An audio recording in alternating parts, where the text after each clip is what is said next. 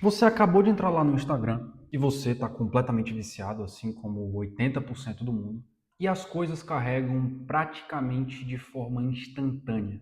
Às vezes até sem internet. Da última vez que você estava lá fritando o seu cérebro, o Instagram já armazenou tudo aquilo e ele já está com o conteúdo pronto para você rever e continuar nesse ciclo. Você já notou como isso acontece sem fricção nenhuma, sem esforço algum? Além de toda a engenharia social que você tem por trás desses aplicativos, é necessária uma estratégia robusta de infraestrutura para conseguir manter a sua dependência. Exatamente. Afinal, se você precisasse esperar muito tempo, sei lá, 2, 3 segundos, talvez você não conseguisse manter esse vício ali e talvez você não fosse retido pela plataforma. Por isso eu quero falar um pouco sobre uma das estratégias usadas para conseguir fazer a entrega desse conteúdo para você da forma mais rápida possível, que no caso é o cache. Sim, nem todo projeto usa, mas a maioria deveria. Muito bem, eu não preciso convencer você de que o YouTube, Instagram, TikTok, qualquer um desses nichos aí, tem milhões de usuários diariamente. E caso não haja uma boa gestão desse tráfego, você pode ter diversos problemas de escalabilidade. Porque você tem um tráfego muito intenso e através desse tráfego muito intenso, você pode cometer o erro de fazer muitas requisições de forma repetitiva para o seu servidor, para o seu banco de dados, enfim. E isso pode gerar uma alta latência e aí você vai ter vários usuários frustrados. No caso desse tipo de plataforma, talvez o impacto não seja tão grande, afinal, o vício é real. Agora imagine que você é um e-commerce e você está numa Black Friday, você já gastou uma grana em campanha, fazendo todo o marketing, olha, vai ter promoção, vai ter isso e aquilo. Imagina no Amazon Day, isso aqui pode gerar um prejuízo gigantesco em vendas não concluídas, muita latência, quedas, você vai ter uma indisponibilidade ali, aquilo ali vai gerar uma frustração. Imagina durante o ano, pô, vai ter Black Friday, vai ter o Amazon Day. Cara, ano passado não foi legal não, velho. Eu tentei fazer, tentei comprar, mas não deu certo, mano. Parece que os caras não querem meu dinheiro. Já aconteceu com você? Comigo já aconteceu. E é frustrante. É frustrante. Quando você quer fazer ali alguma operação e simplesmente você não consegue fazer. E aí você imagina, no caso da Amazon, vamos pegar o exemplo da Amazon, né? Você vai ter milhares de clientes aqui, vários milhares, dezenas de milhares, talvez até milhões de clientes, acessando ali o site da Amazon e todos eles, eu acho que você concorda comigo, que eles vão ver, por exemplo, a página de produtos principais em promoção, concorda? Vai ter lá uma página de produtos principais, produtos que estão sendo muito comprados, muito visados, que estão no carrinho de muita gente, uma página específica para isso, eu imagino. E aí faz sentido a gente ficar fazendo milhares e milhares de requests para o nosso banco de dados, sendo que esses dados eles já são conhecidos, você já tem uma noção de quais dados vão ser mais buscados? Não faz sentido. E digo mais, se você fizer isso, com certeza você vai gerar muita lentidão, muita latência, provavelmente o seu serviço vai ficar indisponível e você vai perder cliente. E aí você me pergunta, Roseira, será que eu posso armazenar esses dados mais conhecidos de uma maneira melhor para que o usuário consiga acessar isso de uma forma mais rápida? Pode e deve. Agora eu vou trazer um pouco mais para algo palpável, para algo que você consiga visualizar. Imagina o seguinte cenário: alguém vai mandar mensagem para você, me passa a tua lista de 30 filmes favoritos. E aí essa pessoa aleatória, maluco, vai perguntar para você isso várias vezes durante o dia. Várias vezes. Todos os dias. Ele vai chegar lá e vai falar, Roseira, os seus 30 filmes favoritos. Você concorda que essa lista ela não tende a mudar muito? A não ser que tenha algum filme, nossa, muito grande, uma coisa assim, muito absurda. Mas essa lista de 30 filmes, ela vai permanecer praticamente a mesma. Ainda mais quando o cara pergunta no mesmo dia. Faz sentido eu ir digitar isso daqui manualmente, todo dia, todas as vezes que esse maluco me perguntar?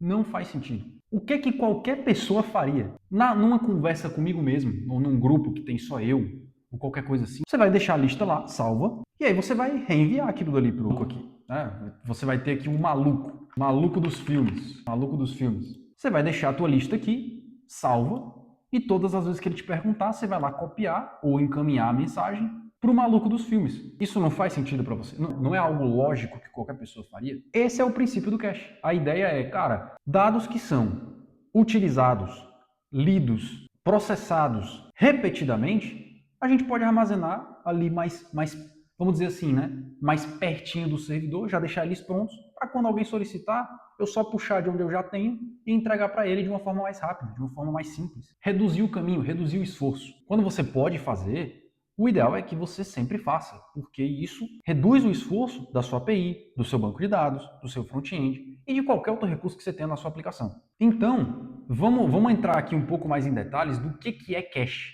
O cache é como se fosse uma partição de memória para armazenar dados temporários. Não é exatamente uma partição de memória, mas dá para a gente avaliar, dá para a gente encarar como uma partição de memória. Serve para armazenar esses dados temporários ou dados intermediários ali para operações futuras. E ele soluciona o problema de reprocessamento de dados, requisições repetidas para o banco. Eu digo requisições, mas qualquer tipo de operação repetida para o banco de dados, o cache ele já reduz a incidência dessas requisições. E pode parecer algo pequeno, mas isso aqui é muito bom porque as operações do banco de dados, normalmente, elas acabam sendo um gargalo. Existe uma probabilidade muito grande de você ter um gargalo justamente no banco de dados. E a primeira coisa que você faz normalmente, quando você quer melhorar um pouco a performance ali do site, tudo, é implementar uma camada de cache. Na verdade, isso é feito até antes mesmo de ser necessário, porque é justamente natural que você tenha esse tipo de solução. Mas a gente tem essas vantagens aqui. Numa escala maior, nossa, já é muito bom. Só que esse conceito aqui, ele vem muito antes da ideia de web, da ideia de APIs, back-ends, banco de dados. Isso daí vem muito antes disso. Inclusive, se você for olhar no seu próprio processador, você vai ter uma estrutura muito parecida com essa daqui. Vamos lá. Eu quero fazer um vídeo só falando sobre arquitetura de computadores e o ligado, o que acontece quando o computador está fazendo operações ali, como que as partes se interagem entre si. É um assunto muito legal, muito relevante. Tem muita gente que não sabe, mesmo programadores, não sabem exatamente o que acontece quando o PC, por exemplo, é ligado, enfim. Quero fazer um vídeo só sobre isso. Inclusive, se você tiver sugestões sobre esse assunto, peço que você deixe aí nos comentários. Mas, falando aqui focado especificamente nessa etapa de execução de tarefas, execução de tasks, para isso você precisa ter algum lugar para processar esses dados e algum lugar que vai armazenar dados de maneira temporária ali, que vai acompanhar o processador. Caso você não saiba, a memória RAM significa Random Access Memory. E ela armazena esses dados temporários, que viabiliza o processamento dos dados. Por quê? Eu tenho uma partição de memória em que eu vou ter esses dados temporários e eles podem ser acessados de maneira muito rápida pelo processador. Só que a memória RAM em si, ela é mais lenta em comparação ao processador. Então isso vai gerar um gargalo nesse processamento de dados. Porque a memória RAM é lenta? Não, porque ela é mais lenta do que o processador. A corrente sempre quebra no elo mais fraco. Eu tenho uma infraestrutura do meu PC que está sendo subutilizada. Ela está sendo capada, nesse caso, pela memória RAM. Portanto, a gente tem aqui o cache sendo utilizado ao nosso favor. Isso já é utilizado há muito tempo. Eu desenhei ele aqui fora do processador, mas isso daqui é algo que fica dentro, tá? Isso aqui é algo que faz parte do processador. Você tem uma camada de cache e dentro do cache você vai ter três tipos de cache, o L1, o L2 e o L3. A hierarquia é exatamente essa. O L1, uma capacidade de armazenamento muito menor, mas muito mais rápido do que o L2, o L3 e principalmente a memória RAM. Inclusive, eu tenho aqui o meu processador, comprei recentemente, e dá até para ver aqui, ó, que esse processador, ele tem 8 cores, 16 threads. Cadê? Ó, você pode ver aqui, ó, que ele tem, dá para ver aí, ó. Claro que hoje processadores normalmente têm essas camadas de cache. E aqui você tem o 3D V-Cache.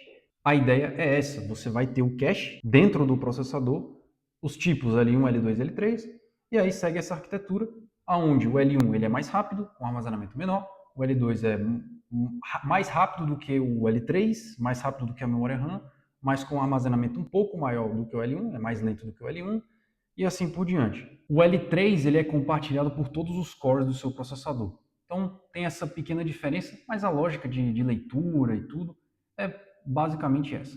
Perceba como é natural. Primeiro o processador ele vai bater no L1, e aí a gente chama isso de hit. Ele vai procurar, se ele achar aquela informação que ele precisa, que ele está buscando, ele vai dar um hit. e aí ele vai utilizar ela mesma. Se não, deu um miss, aí ele vai para L2. Achou? Hit. Não achou? Miss.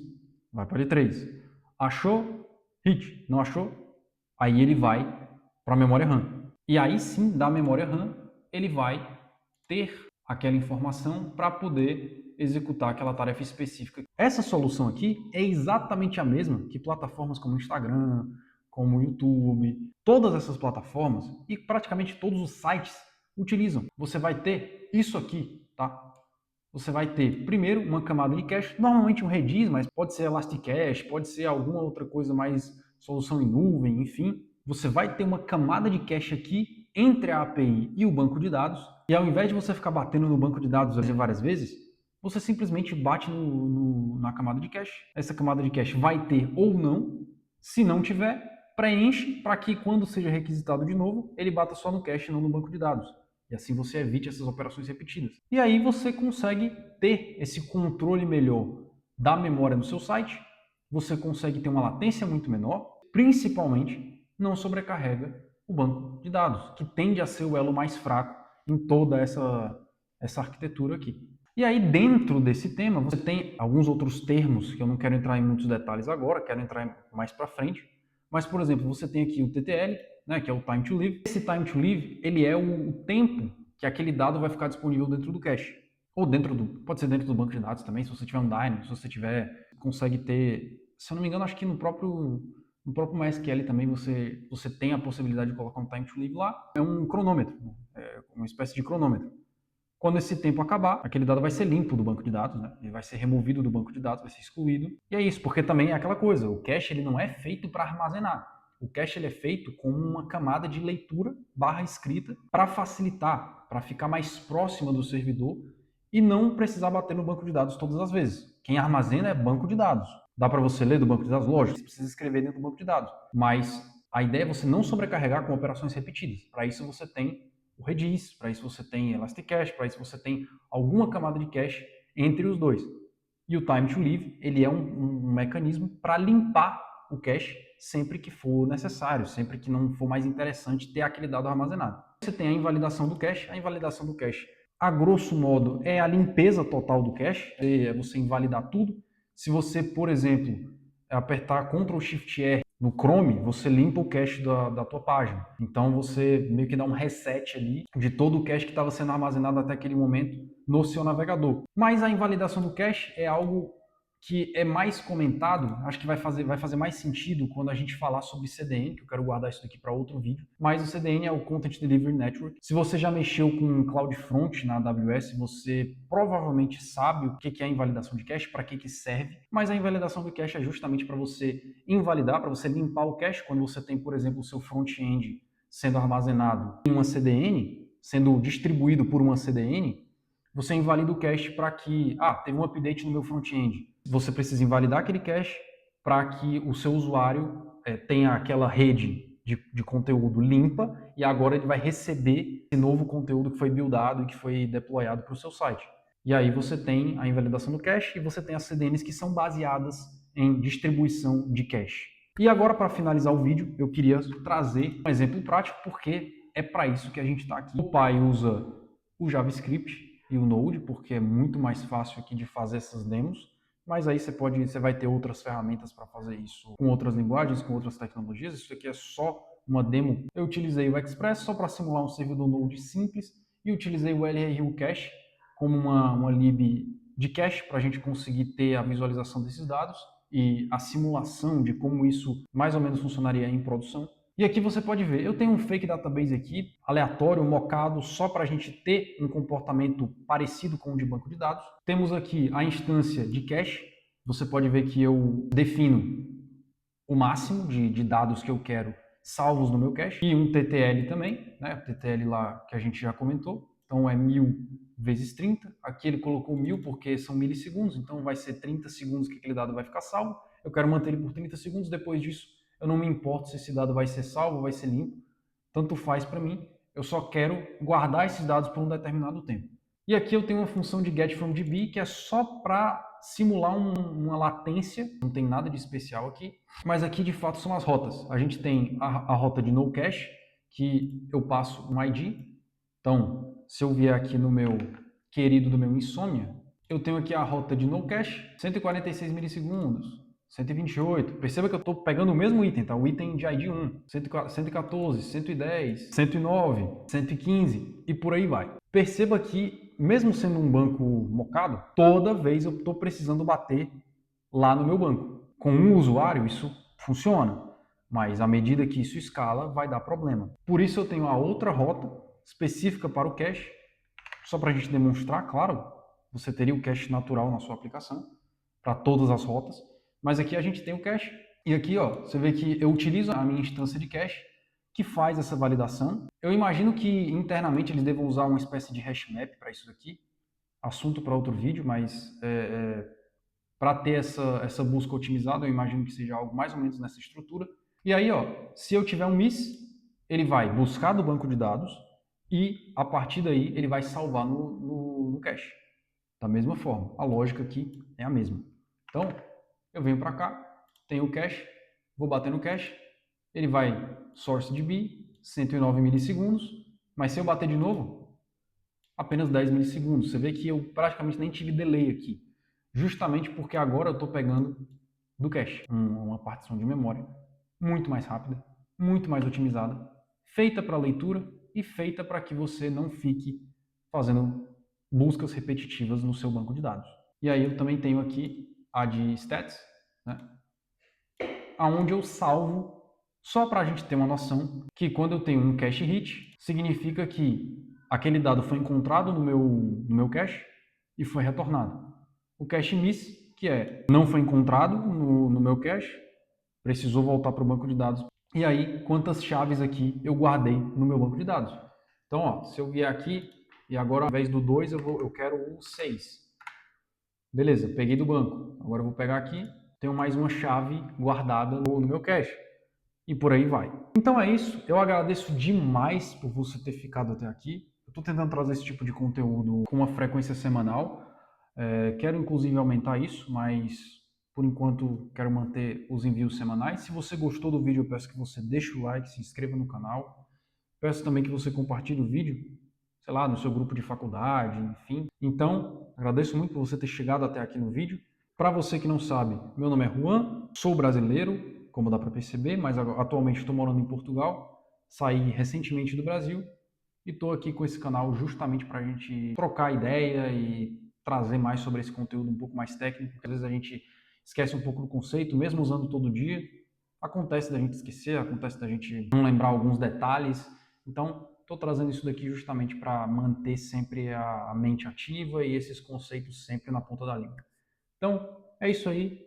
Muito obrigado e até a próxima.